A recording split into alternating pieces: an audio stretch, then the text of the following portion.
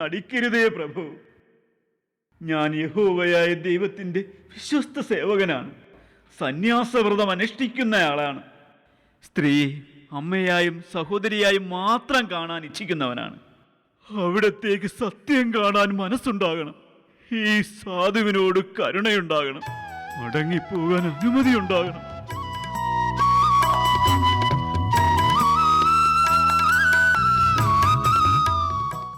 മടങ്ങിപ്പോകാം. നിന്റെ ദൈവത്തിന്റെ അരികിലേക്ക് മടങ്ങിപ്പോകാം. അത് മതിയോ? അത് മതി. എന്റെ ദൈവത്തിന്റെ അടുക്കിലേക്ക് മടങ്ങിപ്പോകാം. പോകാം. ചെയ്ത അപരാധങ്ങൾക്കുള്ള പ്രതിഫലം കൂടെ വാങ്ങിയിട്ട് പോകാം. സഭാവാസികളെ, ഈ നിൽക്കുന്ന ഡീക്കൻ ഒരു സ്ത്രീയോട് കാണിച്ച അന്യായത്തിന് ശിക്ഷയായി മുതുകത്ത് 300 അടിയും വിധിച്ചു കൊള്ളുന്നു. സ്വീകരണത്തിന് നന്ദി. കുമാരിക്ക് കുഞ്ഞു പിറന്നതും ഡീക്കന് ശിക്ഷ വിധിച്ചതും അറിഞ്ഞെത്തിയതാണ്. ഏതായാലും ഇയാളൊരു ദേവാലയ ശുശ്രൂഷകനല്ലേ, ശിക്ഷ ഒഴിവാക്കണം.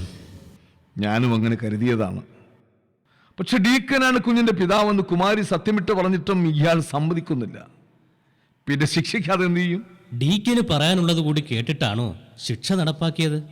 സത്യം പറയിപ്പിക്കാനാ ശിക്ഷ നടപ്പാക്കിക്കൊണ്ടിരിക്കുന്നത്. ദൈവനാമത്തിൽ ക്രൂശിക്കപ്പെട്ട് മരിച്ച് ഉദ്ധാനം ചെയ്ത ഈശോയുടെ നാമത്തിൽ ഞങ്ങൾ ആവശ്യപ്പെടുന്നു, മർദ്ദനമുറകൾ നിർത്തിവെക്കുക. ഞങ്ങൾ സത്യം തെളിയിക്കാം.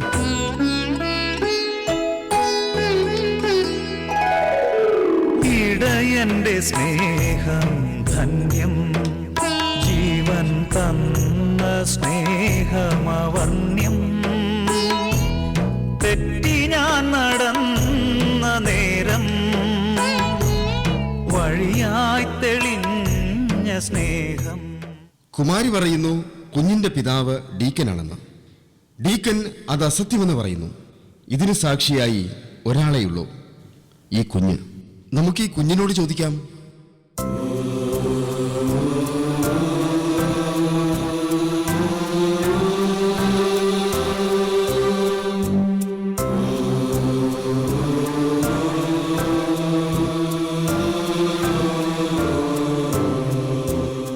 എല്ലാവരും നിശബ്ദരാകണം. ദൈവം സത്യം തെളിയിക്കേണ്ടതിനായി കാത്തു നിൽക്കാം. കുഞ്ഞെ, നീ കുറച്ചു മുമ്പ് ഭൂമിയിലേക്ക് പിറന്നു വീണതേയുള്ളൂ. എങ്കിലും നിന്നെക്കുറിച്ചുള്ള സത്യം ഞങ്ങൾക്കറിഞ്ഞേ മതിയാകൂ. ഈശോ മിശിഹായുടെ നാമത്തിൽ ഞാൻ ഈ നിമിഷം നിന്നോട് ചോദിക്കുന്നു, നിനക്ക് ജന്മം നൽകിയത് ഈ ഡീക്കനാണോ?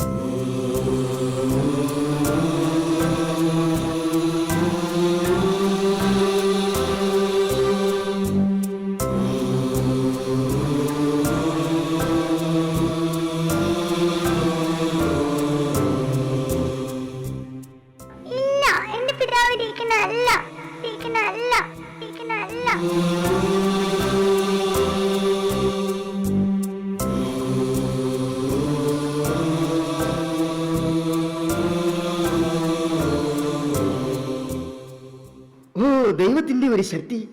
ചിരിക്കാൻ തുടങ്ങിയിട്ടില്ലാത്ത കുഞ്ഞ് സംസാരിച്ചിരിക്കുന്നു. സത്യം വെളിപ്പെടുത്തിയിരിക്കുന്നു. യൂദാ, കുഞ്ഞിന്റെ അപ്പൻ ആരാണെന്ന് കൂടെ വെളിപ്പെടുത്താമോ? സഹോദര, കുറ്റം തെളിയിക്കാനും ശിക്ഷ വിധിക്കാനുമല്ല ദൈവം ഞങ്ങളെ ഇങ്ങോട്ട് അയച്ചത്.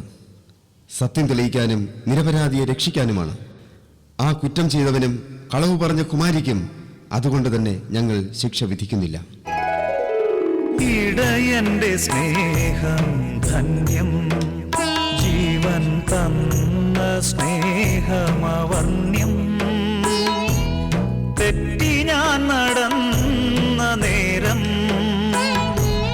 വഴിയായി തെളിഞ്ഞ സ്നേഹം. ഇടയന്റെ സ്നേഹം ധന്യം, ജീവൻ തന്ന സ്നേഹമവർണ്യം. തെറ്റി ഞാൻ നടന്ന നേരം വഴിയായി തെളിഞ്ഞ സ്നേഹം. ഇടയന്റെ സ്നേഹം ധന്യം.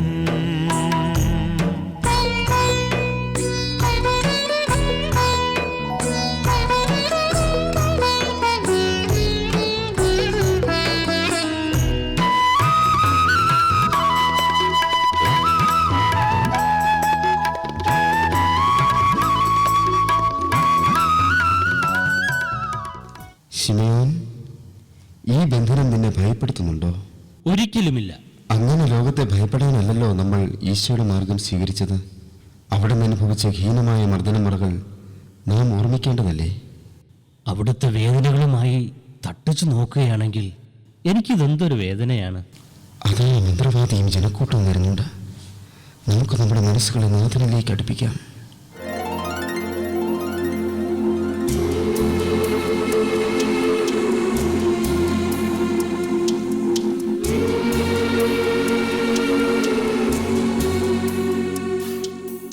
യൂദാ, എന്റെ സഹോദര, എന്റെ പ്രിയപ്പെട്ട ശിമയോൻ, ഇത് ഞാനാണ്, നിങ്ങളുടെ ഈശോ.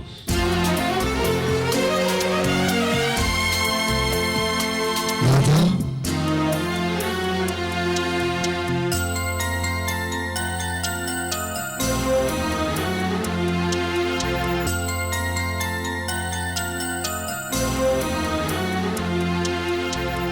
ദൈവത്തിന്റെ കോപം ഈ സുവാനീസ് പട്ടണത്തോട് ജ്വലിച്ചിരിക്കുന്നു. അതുകൊണ്ട് ഈ ക്ഷേത്രവും അതിലെ മൂർത്തിയും ഈ ജനങ്ങളും തകർന്നടിയാൻ ഇനി നിമിഷങ്ങളെ ബാക്കിയുള്ളൂ. നിങ്ങളെ ഞങ്ങൾ ബന്ധന വിമുക്തരാക്കാം. വേഗം രക്ഷപ്പെട്ടോളൂ. പാടില്ല. ഞങ്ങൾ ഈ നാട്ടിലെത്തിയ ശേഷം എണ്ണമറ്റ ആളുകൾ മാനസാന്തരപ്പെട്ടു, രോഗികൾ സൗഖ്യം പ്രാപിച്ചു, അത്ഭുത പ്രവൃത്തികൾ പലതും സംഭവിച്ചു. എല്ലാം കർത്താവിന്റെ നാമത്തിൽ. ഇനിയും മാനസാന്തരത്തിലേക്ക് വരാൻ ഈ നാട്ടിൽ ഒരാളെങ്കിലും ബാക്കിയുണ്ടെങ്കിലോ? അതുകൊണ്ട് നാഥ, ഈ പട്ടണത്തെ തകർക്കരുത്. നിങ്ങളുടെ ഈ അപേക്ഷയിൽ ദൈവം പ്രസാദിച്ചിരിക്കുന്നു. എങ്കിലും നിങ്ങൾക്ക് പീഡകളേറ്റ് മരിക്കാനുള്ള വിധി അങ്ങനെ തന്നെ നിറവേറും. സ്വർഗീയ വാസഗൃഹത്തിലേക്ക് നിങ്ങൾക്ക് സ്വാഗതമരുളാൻ ഈശോ കാത്തു നിൽക്കാം.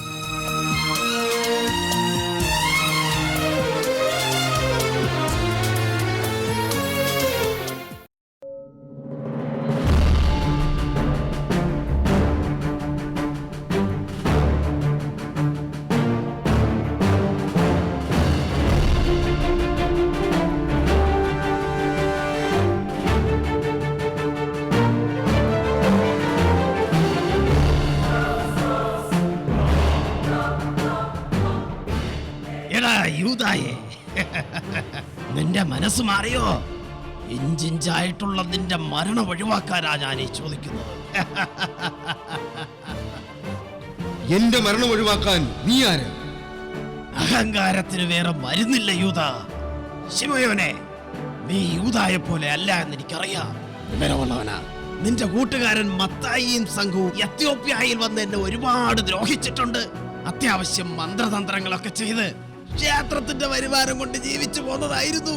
മത്തായിയുടെ സുവിശേഷ പ്രസംഗം കാരണം എല്ലാരും മാനസാന്തരപ്പെട്ടപ്പോ ഞാൻ വല്ല വിധേനെ ഇവിടെ എത്തിയതാ. ഞാൻ ഇവിടെയെങ്കിലും ജീവിച്ചോട്ടെ. ഈ യൂദായ്ക്ക് നല്ല ബുദ്ധി പറഞ്ഞു കൊടുക്ക്. തടി കേടാകാതെ രക്ഷപ്പെടാൻ നോക്ക്.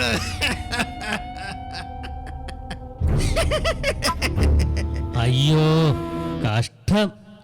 യൂദായുടെ അതേ വാക്കുകൾ തന്നെയാണ് ഞാനും ആവർത്തിക്കുന്നത്. ഞങ്ങൾക്ക് പറയാൻ ഒരേ വാക്കേ ഉള്ളൂ. ജനങ്ങളെ, ഇവർ പറയുന്നത് കേൾക്കുന്നുണ്ടോ? ഈ നാടിന്റെ സംരക്ഷകനായ ദേവീദേവന്മാരെ ആരാധിക്കാൻ പറ്റില്ലെന്നോ? പക്ഷെ ഞങ്ങൾക്ക് പറ്റും നിങ്ങളെ കൊല്ലാൻ. ഈശോയ്ക്ക് കിട്ടിയ പോലെ നിങ്ങൾക്കും തരാം. ഇത് വേദനയുടെ തുടക്കമാണ്. നോക്കി നിൽക്കാതെ കുന്തം അവന്റെ ചങ്കിന് കുത്തി കേറ്റടോ.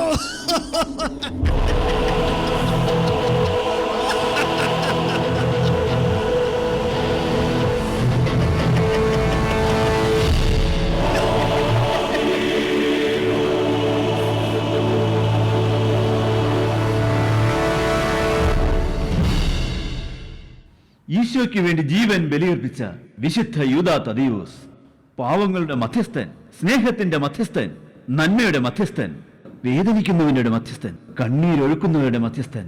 ആ മധ്യസ്ഥനാണ് പ്രിയപ്പെട്ടവരെ ഈ നിൽക്കുന്ന ഡാനിയൽ തോമസിനെ ഈ നിലയിലേക്ക് ഉയർത്തിയത്. കരുണാവാരിധിയായ ദൈവത്തിങ്കിലേക്ക് നോക്കുവാൻ ആ മധ്യസ്ഥനെ നമുക്ക് മുറുകെ പിടിക്കാം. ആ മധ്യസ്ഥൻ ഞങ്ങൾക്ക് ജീവിതത്തിലേക്കുള്ള മാർഗം കാട്ടിത്തന്നു. അവിടത്തോടുള്ള കടപ്പാട് തീർക്കാതെ ഞങ്ങൾക്ക് ഈ ഭൂമി വിട്ടൊഴിയാൻ കഴിയില്ലല്ലോ. അതിന്റെ ഭാഗമായിട്ടാണ് ഈ ടെന്നസിയിൽ Saint Jude Children's Research Hospital ഇന്നു മുതൽ പ്രവർത്തനം ആരംഭിക്കുന്നത്. കരയുന്നവർക്കായി കരുണയുടെ വാതിൽ മലർക്കെ തുറന്നു കിടപ്പുണ്ട്.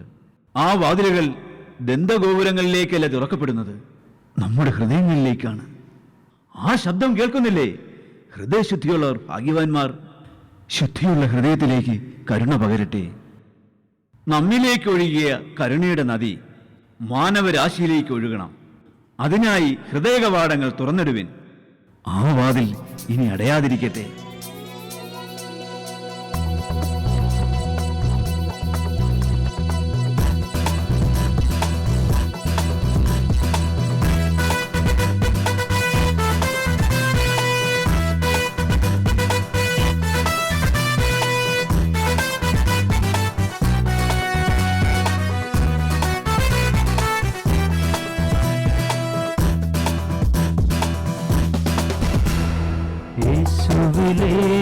യേശുവിലേക്കാനയിക്കാൻ അസാധ്യമേവം സാധ്യമാക്കി അനുചരനായി മോദിതനായി വിശുദ്ധയൂദ തത്തേവൂസ്.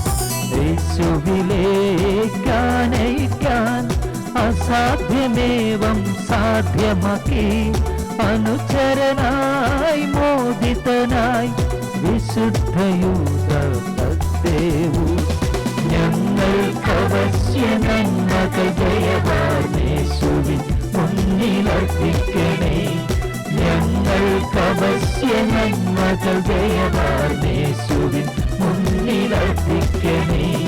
യേശുവിലേക്കാനയിക്കാൻ അസാധ്യമേവം സാധ്യമാക്കി അനുചരനായി മോദിതനായി വിശുദ്ധയൂദ തത്തേവൂസ്. വിശുദ്ധയൂദ തത്തേവൂസ്.